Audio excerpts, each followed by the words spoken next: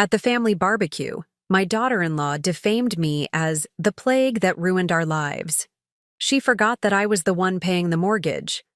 I'm glad to have you here. Follow my story until the end and comment the city you're watching from, so I can see how far my story has reached.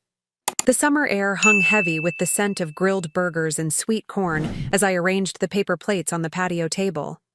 62 years old, and I still took pride in these family gatherings. Small moments that kept us connected despite our busy lives.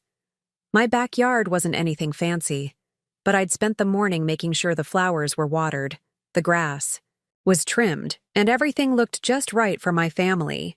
"Mom, where should I put these?" Michael, my son, appeared with bags of ice. "In the cooler, sweetheart," I said, smoothing down my blouse. Even now, at 40, Michael still had that boyish smile that reminded me so much of his father. I watched as he walked over to where Susan, his wife of 15 years, stood with her back to me. They had arrived late as usual, but I'd learned not to mention it. Susan's rigid posture and thin smile whenever she greeted me said enough. I'd long accepted that we would never have the mother-daughter relationship I'd once hoped for. As I turned to head back into the kitchen for the salad, I heard Susan's voice drift across the yard. She clearly thought I was out of earshot. "It's always the same thing with her," Susan said, her voice sharp with disdain. "These forced family gatherings, like we're obligated to show up and pretend we're one big happy family." A neighbor's dog barked in the distance. I froze, my hand on the screen door. "Honey, keep your voice down," Michael warned. "Why?" "It's true," Susan continued louder now. "She's been the plague that ruined our lives.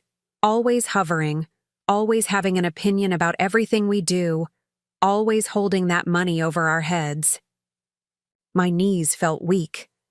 The money, the mortgage payments I'd been making on their house for the past 8 years, the down payment I'd scraped together by selling my late husband's vintage car collection, the one thing he'd asked me to keep.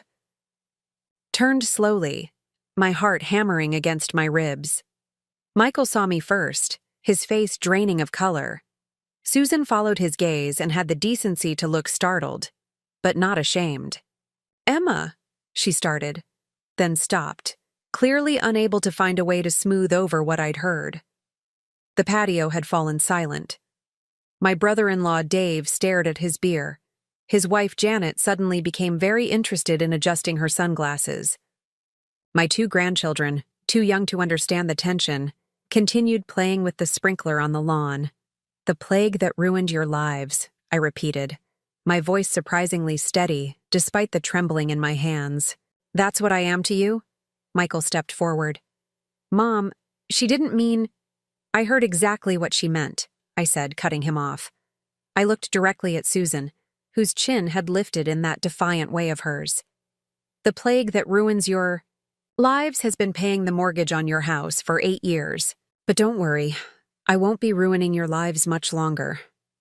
I set down the salad bowl carefully, turned, and walked through the house. I grabbed my purse from the hallway table and stepped out the front door to my car. I didn't cry until I was safely inside with the doors locked. And then, like a dam breaking, the tears came in great, heaving sobs that I muffled against the steering wheel. For 30 minutes I sat there, waiting for Michael to come after me. To apologize. To say anything. No one came.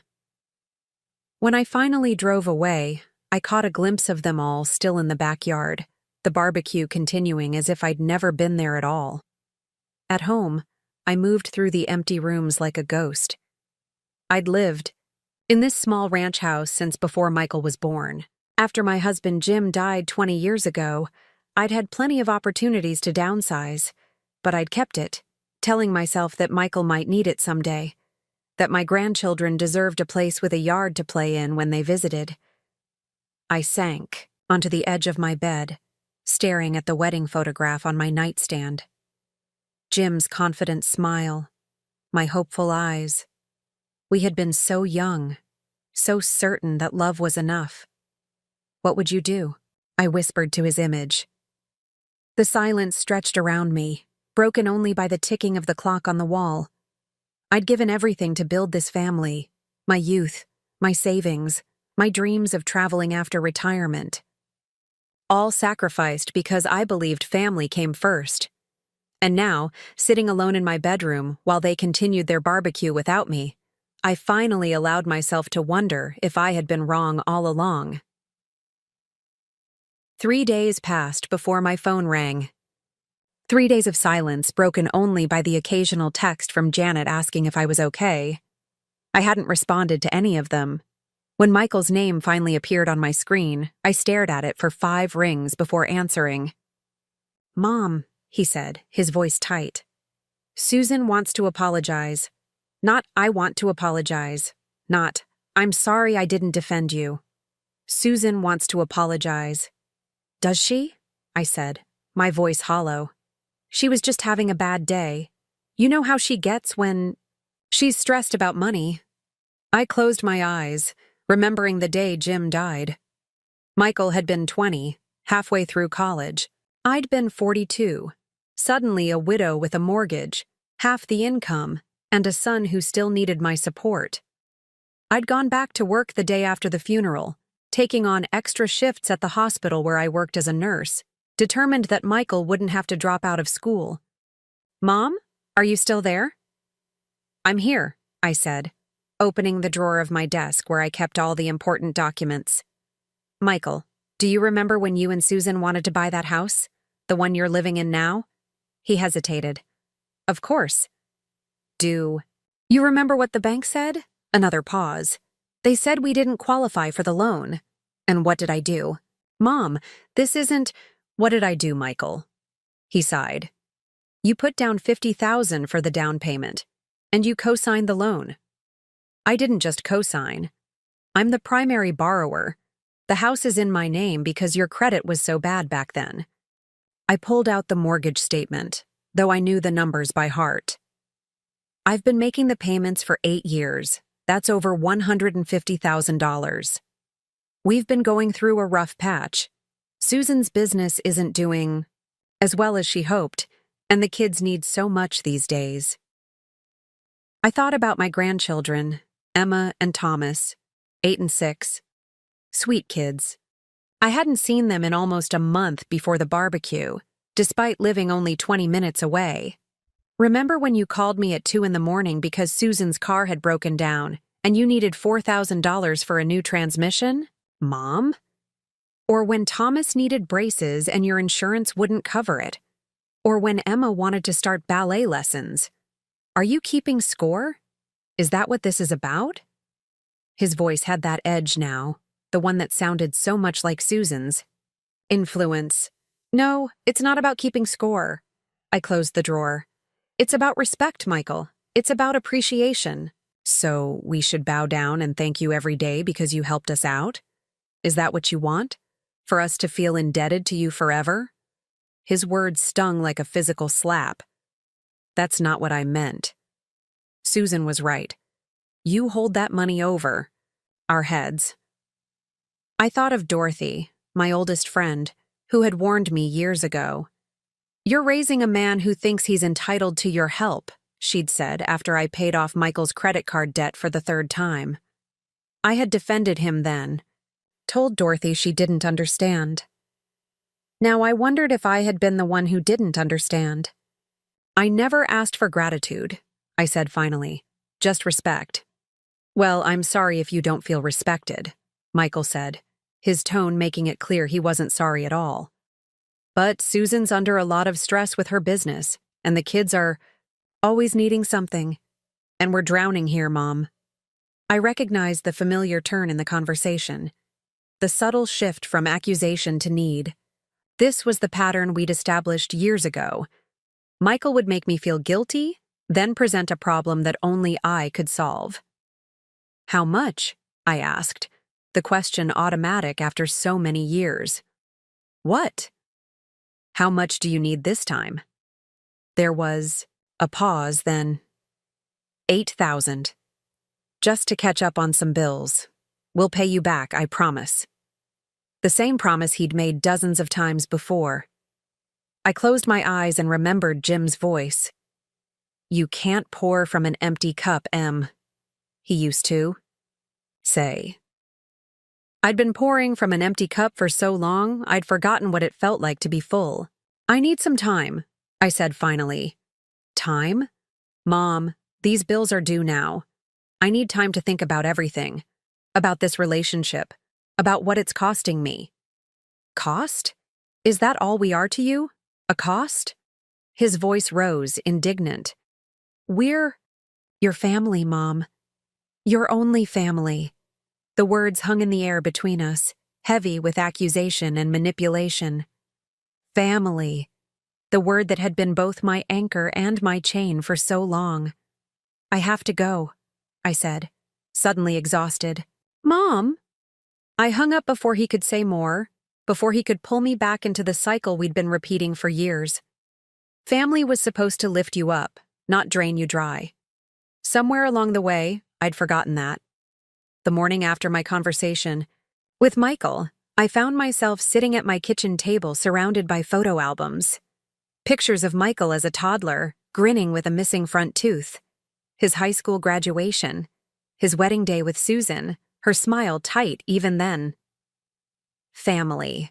Christmases, birthdays, vacations, moments I had treasured, believing they were the building blocks of a loving family.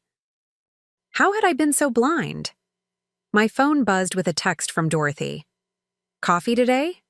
Dorothy had been my friend for 30 years, since we'd worked the same floor at the hospital.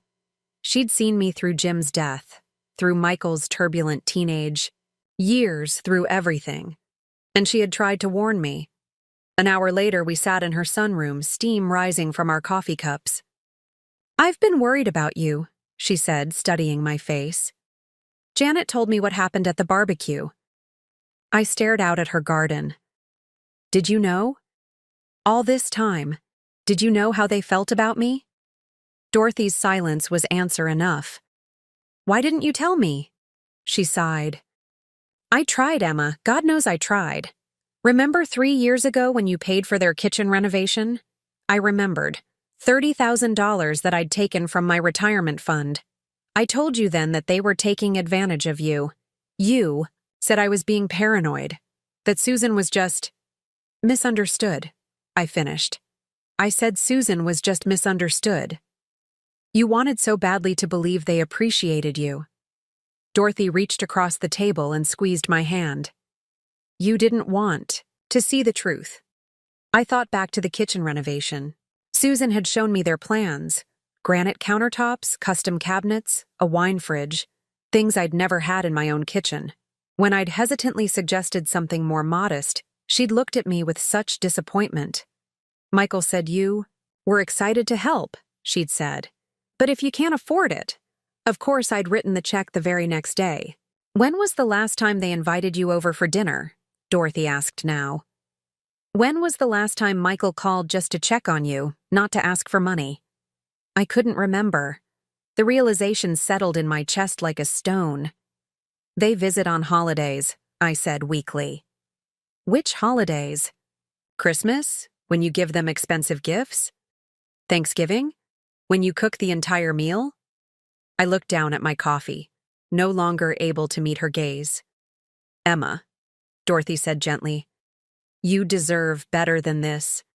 After leaving Dorothy's, I drove, past Michael and Susan's house. The sprawling 2-story colonial sat on a corner lot in one of the nicest neighborhoods in town. The lawn was perfectly manicured, the flower beds meticulously maintained by the landscaping service I also paid for. I slowed as I approached, noticing Susan's new SUV in the driveway, another emergency I'd helped with 6 months ago when her old car had suddenly become unsafe for the children. As I watched, Susan emerged from the house dressed in tennis whites, her blonde hair pulled back in a ponytail. She laughed as she got into her car, not a care in the world, not the behavior of someone drowning in bills and stress. Something cold and hard settled in my stomach. I pulled away before she could notice me. That evening, I sat at my computer and opened my banking records. For the first time, I forced myself to see the truth in numbers. Over the past decade, I had given Michael and Susan more than $300,000, not including the mortgage payments. $300,000 of my retirement, my security, my future, gone. And for what? To be called a plague? My phone rang, displaying Michael's number. I let it go to voicemail. A text followed immediately. Mom, did you think about what we talked about? The bills are due Friday. No, how are you? No apology, just another demand. I set the phone down, without responding. Later, as I was preparing for bed, my doorbell rang. Michael stood on my porch, his expression a careful mix of concern and impatience. Mom, are you okay? You didn't answer my calls. I'm fine, I said, not inviting him in. He shifted uncomfortably. Look, about the other day, Susan feels really bad about what happened. Does she? I asked. Or do you just need that money? His face hardened. That's not fair, isn't it? Mom, we're really in a tight spot here. The property taxes are due, and Emma needs a new laptop for school and… Michael, I interrupted. When was the last time you called me just to see how I was doing? Not to ask for money, not to have me babysit, just to check on your mother. He opened his mouth, then closed it again. That's not. We've been busy. Too busy to call your mother, but not too busy to ask for $8,000. His face flushed. If you're trying to make me feel guilty… I'm not trying to make you feel anything, I said, suddenly tired. I'm just stating facts. We stood in silence, the weight of unspoken truths between us. So you're not going to help us? He finally asked. I didn't say that.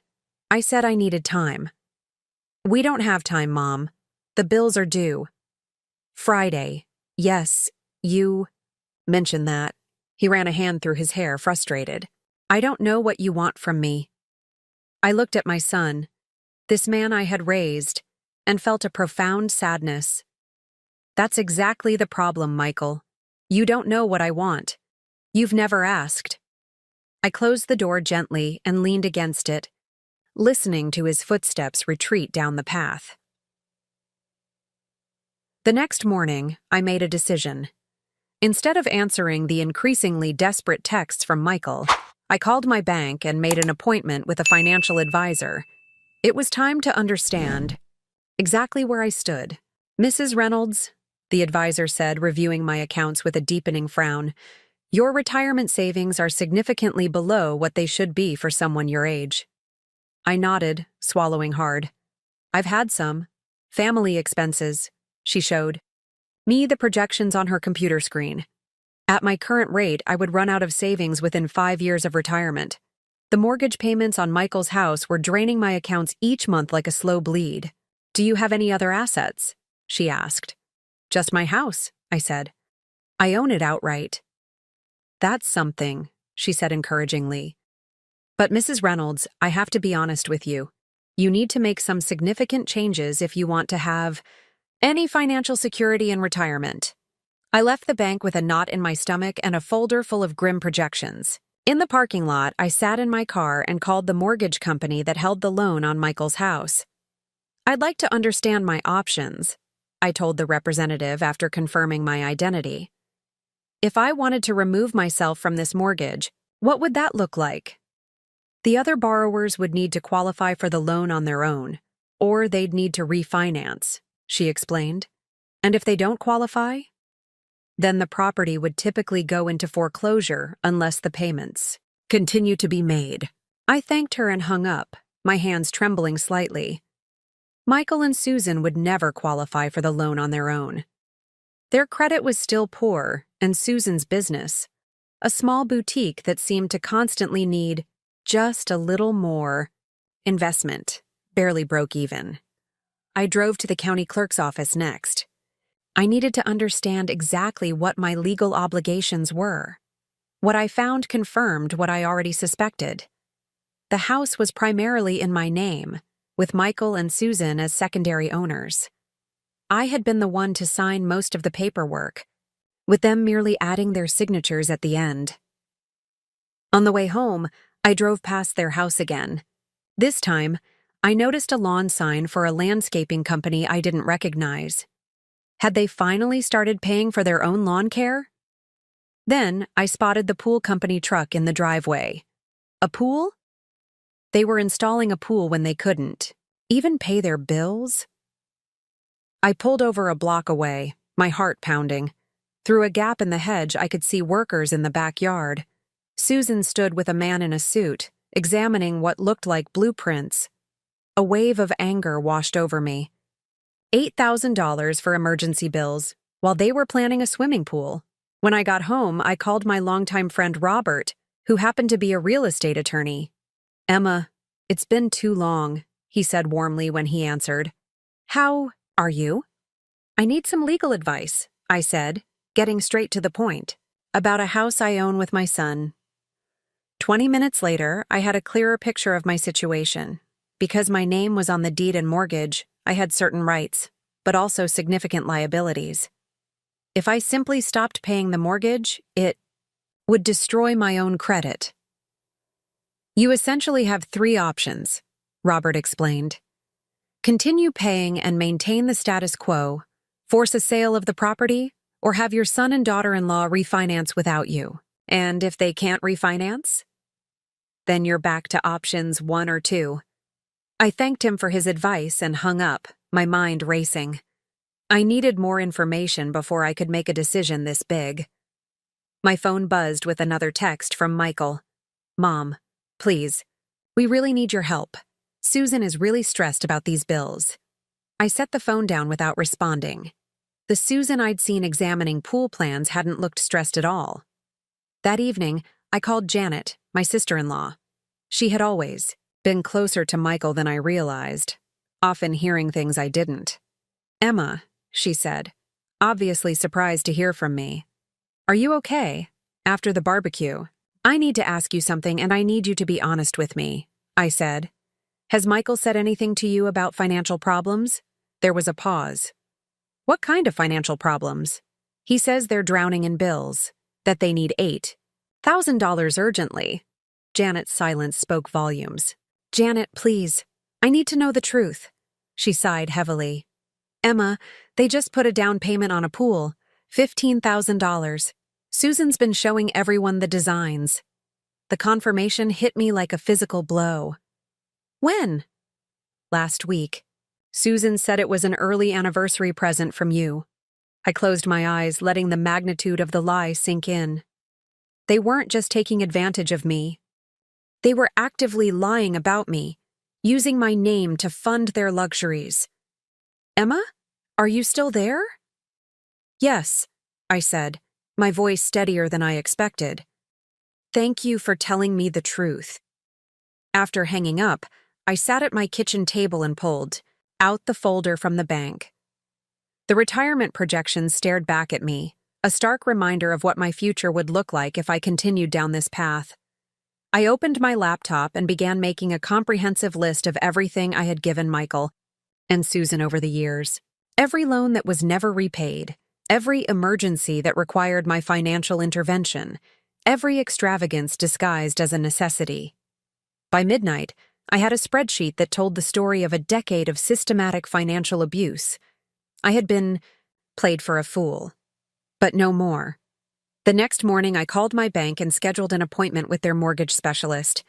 Then, I called a real estate agent I trusted. It was time to take back control of my life, my finances, and my future. 1 week after my visit to the bank, I sat at my kitchen table surrounded by documents. Mortgage statements, bank records, retirement, projections, the paper trail of my years of sacrifice, and Michael and Susan's years of exploitation. I had spent the past week in meetings with financial advisors, real estate attorneys, and mortgage specialists. I understood my situation clearly now, and I had made my decision. When the doorbell rang that evening, I was ready. I gathered the documents into a neat folder and went to answer it. Michael and Susan stood on my porch, both looking more agitated than concerned. Susan's arms were crossed tightly over her designer blouse, her foot tapping impatiently. Michael held his phone in his hand, as if ready to show me something, probably more bills they couldn't pay.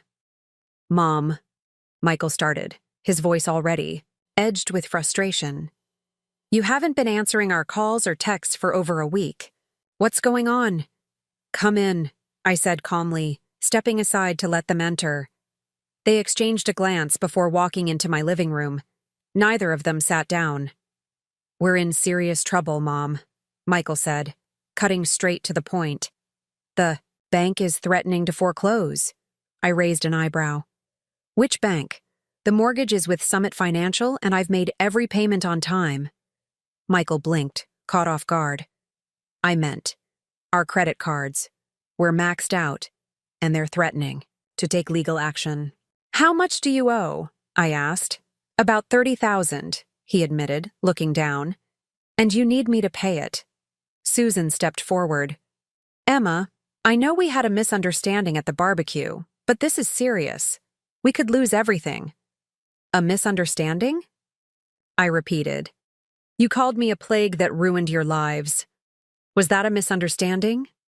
Susan had the grace to look uncomfortable, but quickly recovered. "I was stressed. I say things I don't mean when I'm stressed. Like when you told Janet that the new swimming pool was an early anniversary present from me." The color drained from Susan's face. Michael looked between us, confused. "What swimming pool?" he asked. I turned to my son, watching realization dawn on his face. "You didn't know?" I asked. "About the $15,000 down payment last week?" She said her parents helped with that," Michael stammered, turning to Susan. Susan's face hardened. "My parents wouldn't give us a dime. You know that." "So you lied to me?" Michael's voice rose. "We're drowning in debt, and you put down 15,000 on a pool?" "We deserved something nice for once," Susan snapped. "Do you know how hard it is to be the only family in the neighborhood without a pool? Do you know what people think?" I watched them argue as if I weren't even there. This was their dynamic. Susan pushing for more, Michael weakly objecting before giving in, and then both of them coming to me with outstretched hands. "Enough," I said finally.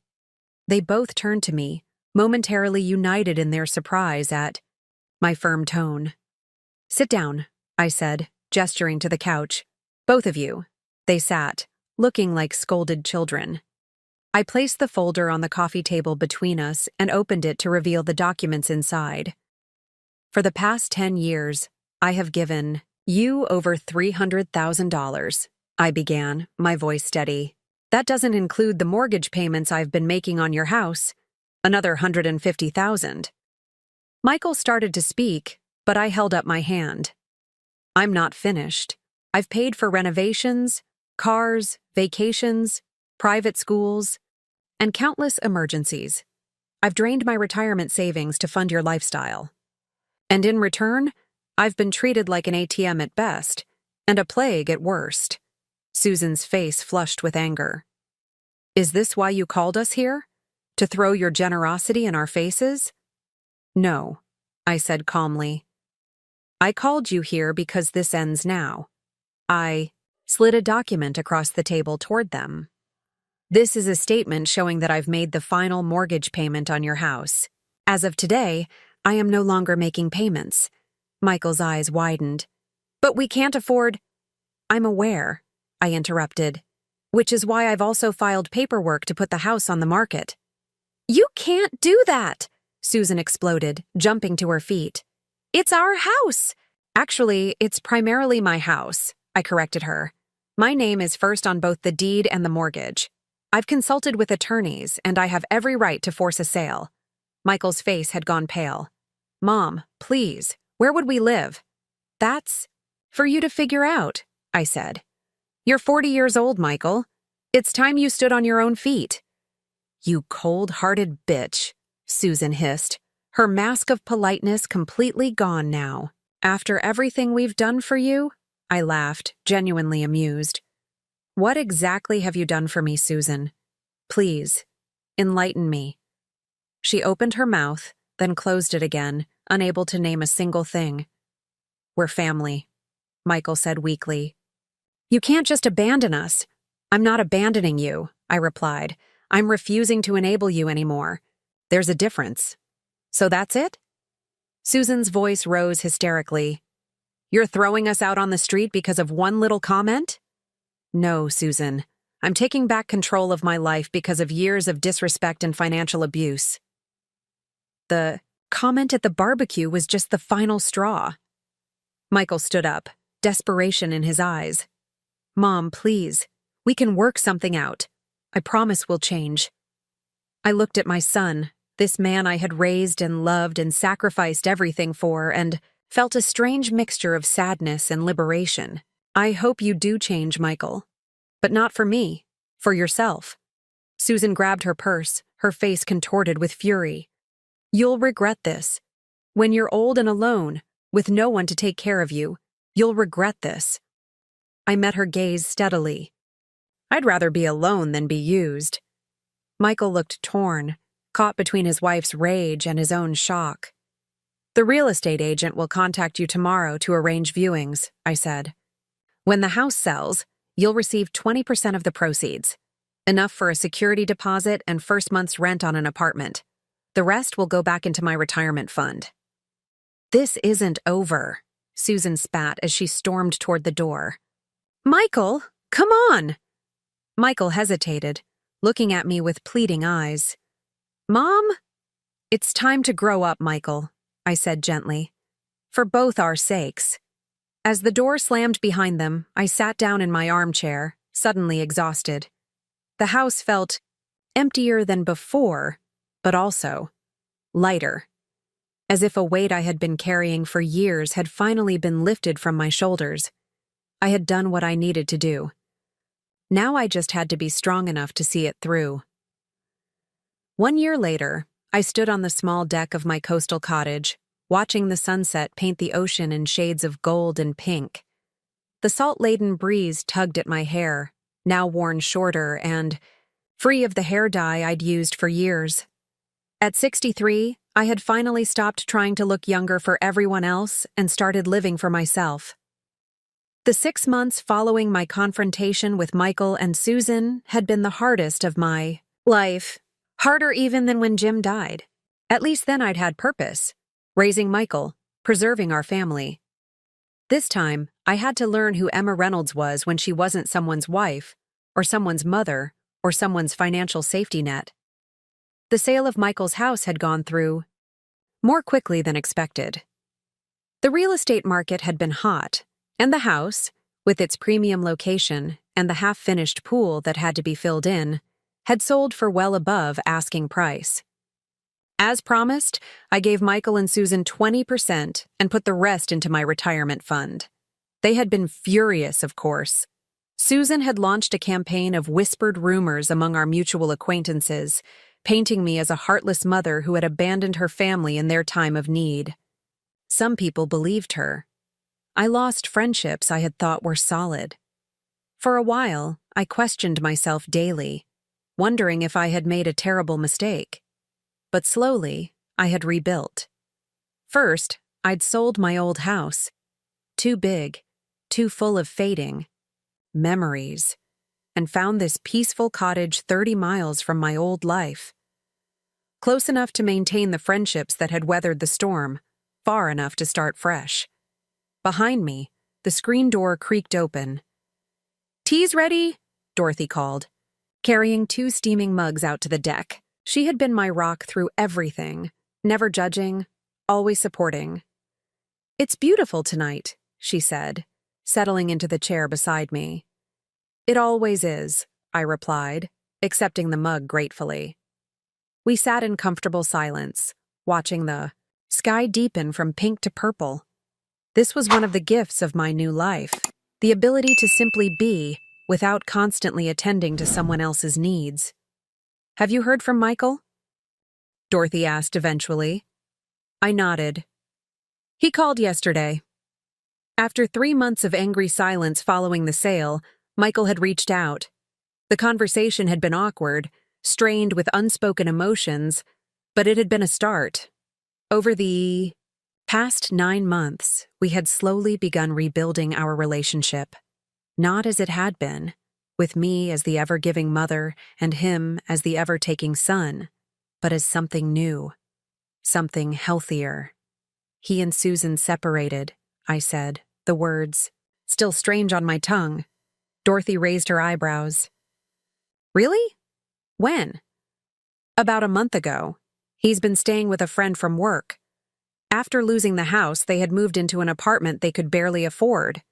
Without my financial support, Susan's spending habits had quickly become unsustainable. The arguments had started almost immediately, Michael told me, with Susan blaming him for not standing up to me, and him finally seeing her for who she truly was. He asked if he could come visit this weekend, I added. And what did you say? I said yes. I smiled at Dorothy's concerned look. Don't worry, we're not going back to the way things were. He knows that. In our recent conversations, Michael had begun to show glimmers of the son I had raised. Before Susan, before the entitlement, before the years of taking. He was working 2 jobs now, living in a modest apartment, learning the value of earning his own way. He had apologized, not once but repeatedly, for everything he had put me through. I wasn't naive enough to think one apology could erase years of behavior, but I was hopeful enough to believe people could change if they truly wanted to. I'm proud of you, Emma, Dorothy said, reaching over to squeeze my hand. I know how hard this year has been. I squeezed back, grateful for her friendship. The hardest things are often the most necessary. After Dorothy left, I sat alone on the deck, watching. The stars emerge one by one. I thought about the Emma I had been a year ago, depleted, taken for granted, afraid to rock the boat, and marveled at how far I had come. I had started painting again, something I hadn't done since Michael was born. My cottage walls were covered with seascapes and landscapes, each one a testament to my rediscovered creativity. I had joined a local book club, made new friends who knew me simply as Emma, not as someone's mother or benefactor. Most importantly, I had reclaimed my financial security. With the proceeds from both house sales and careful budgeting, my retirement was now solid. I would never be wealthy, but I would be comfortable, able to live these golden years on my own terms. My phone buzzed with a text from Michael. Looking forward to this weekend. I have some good news to share. I smiled, typing back. Can't wait to hear it. Drive safely. Our relationship was different now, more balanced, more honest. He came to me for advice sometimes, but never for money. We were learning to be mother and son without the toxic dynamics that had poisoned our bond for so long. Susan still refused to speak to me, but that was her choice.